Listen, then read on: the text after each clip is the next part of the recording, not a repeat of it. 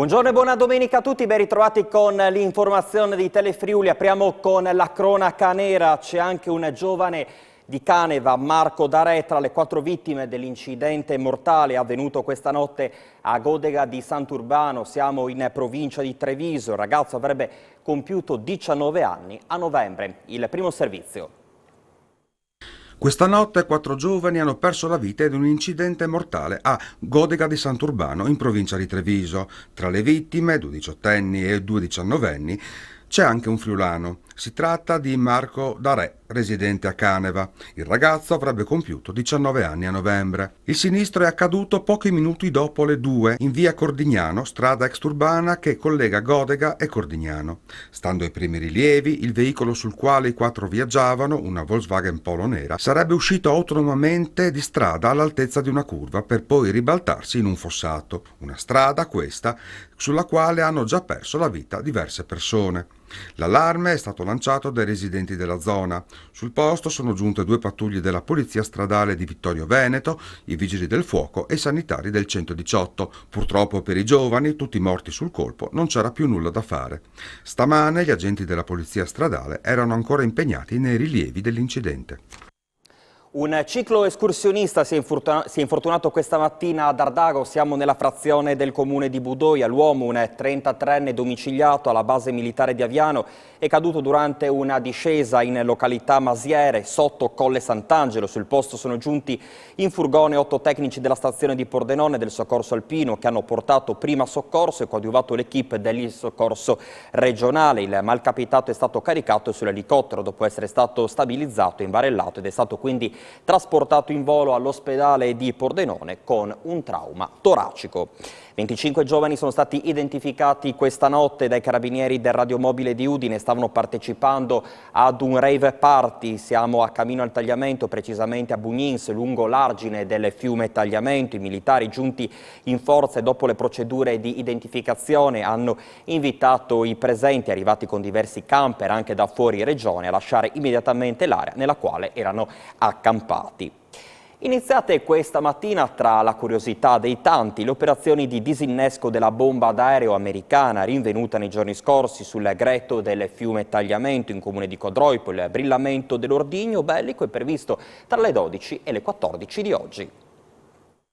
500 kg di esplosivo all'interno di una bomba d'aereo di 2000 libbre rinvenuta nei giorni scorsi nel greto del fiume Tagliamento. Sono cominciate questa mattina le operazioni di disinnesco dell'ordigno bellico di fabbricazione statunitense risalente alla Seconda Guerra Mondiale. Le procedure di bonifica fanno capo al terzo reggimento Genio Guastatori di Udine, che questa mattina ha provveduto al dispollettamento della bomba. Tra le 12 e le 14 l'ordigno sarà fatto brillare in un'area del tagliamento già preventivamente individuata e quindi transennata. Diverse le attività programmate dalle forze dell'ordine, coadiuvate dai volontari della protezione civile per l'incolumità della popolazione, per mettere in sicurezza l'area circostante tra il capoluogo del Medio Friuli e i comuni di San Vito al Tagliamento e Valvasone e Arzene, evacuata innanzitutto la zona di Codroipo interessata dalle operazioni di brillamento. In quell'area si è proceduto allo sgombero preventivo di 22 persone dalle rispettive abitazioni. Dalle 8 alle 9 inoltre è stata sospesa la circolazione ferroviaria e la viabilità sulla statale 13 Pontebana all'altezza del bivio Coseat. Ambulanti in sciopero a Pordenone, la misura drastica era stata annunciata, una partecipazione piuttosto significativa. Il motivo, diciamo no all'applicazione della Bolkestein, che di fatto metterebbe in discussione i loro posteggi. Allora, in questo servizio la rabbia di Giancarlo Nardozzi, presidente del Goia, il sindacato che difende la categoria. Sentiamolo. Perché parlare di mercato nuovo quando è una semplice delocalizzazione? Perché fosse un mercato nuovo l'altro rimarrebbe esistente, invece no, è uno spostamento dove state applicando la direttiva Bolkestein perché secondo voi siete obbligati ad applicarla e nessuno impedisce ai comuni di poter rinnovare le concessioni perché c'è una legge in piedi e in realtà il 90% dei comuni hanno rinnovato e d'Italia hanno rinnovato.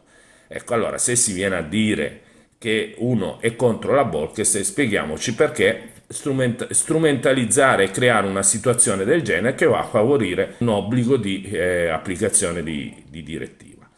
Noi andremo avanti nelle nostre proteste perché non ha senso. Io spero in un passo indietro da parte dell'amministrazione che ci dia la possibilità di aprire un tavolo, di concertare, di spiegarci bene, perché nessuno vuole guerre, noi pensiamo solo e esclusivamente alla difesa del lavoro. Certo che se vanno avanti noi difenderemo a denti stretti il nostro lavoro. La prossima settimana ci saranno altre manifestazioni, altre iniziative che porteremo avanti fino alla fine.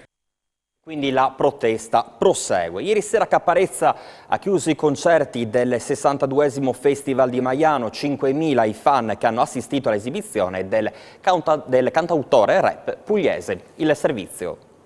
Caparezza, il paroliere di Molfetta, ieri sera ha infiammato Maiano con uno show che ha letteralmente incantato, trasportando i 5.000 fan presenti nel suo mondo magico, fatto di musica, colori, foreste, lumache, cicale, funghi giganti e divinità in cartapesta.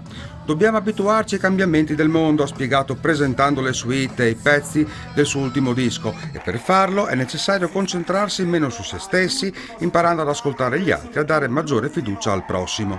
Il concerto del cantautore rap pugliese era l'ultimo della tournée Exuvia Estate 2022, un viaggio lungo lo stivale che ha visto le date del tour ridursi a causa dell'acufene e dell'ipoacusia di cui Michele Salvemini soffre da diversi anni. Salutando il pubblico, lo stesso cantante ha ricordato i 4 lunghi anni che lo hanno allontanato dal palcoscenico e in cui ha visto il linguaggio, la musica e il modo di comportarsi inevitabilmente mutare.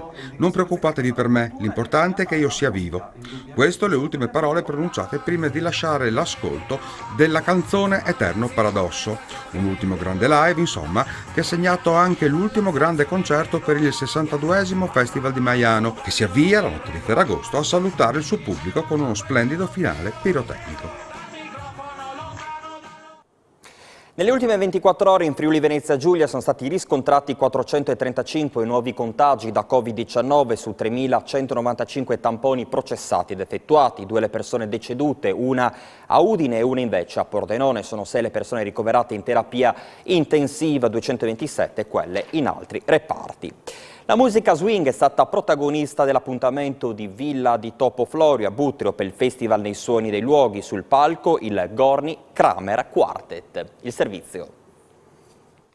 Per Nei Suoni dei Luoghi, 24esimo Festival di Musica e Territori, organizzato dall'Associazione Progetto Musica, il parco della Villa di Topo Florio a Butrio ha fatto da splendida cornice a Swing All Around, concerto in calendario per estate 2022 Noi Cultura e Turismo affidato al Gorni Kramer Quartet, ensemble di affermati musicisti composta da Sebastiano Zorza alla fisarmonica, Marco Feri alla chitarra, Aleksandar Paunovic al basso elettrico e contrabbasso e Giorgio Freccia alla batteria e percussioni. Dal 2003, anno di fondazione, il quartetto va proponendo da 15 anni un repertorio di rilettura di brani di Gorni Kramer, direttore d'orchestra, compositore, arrangiatore, musicista polistrumentista, produttore discografico ed autore televisivo scomparso nel 1995. Il repertorio comprende anche musiche legate all'età d'oro dello swing, sia italiano che francese, impegno documentato in 2 rilevanti progetti discografici, il Notas Vagabondos modulante. Con il concerto di Butrio il quartetto ha proposto il già evocato Swing All Around, nuovo progetto dall'anima multiculturale che ha nella propria natura lo swing di matrice italiana, il valzer musette francese e il repertorio sudamericano. Un viaggio incrociato e variegato, accomunato da un feeling ritmico coinvolgente che dagli anni 40-50 giunge verso la fine del secolo scorso, con anche influenze jazz abbinate in felice connubio alla tradizionale linea melodica italiana attraverso musiche di diversi autori.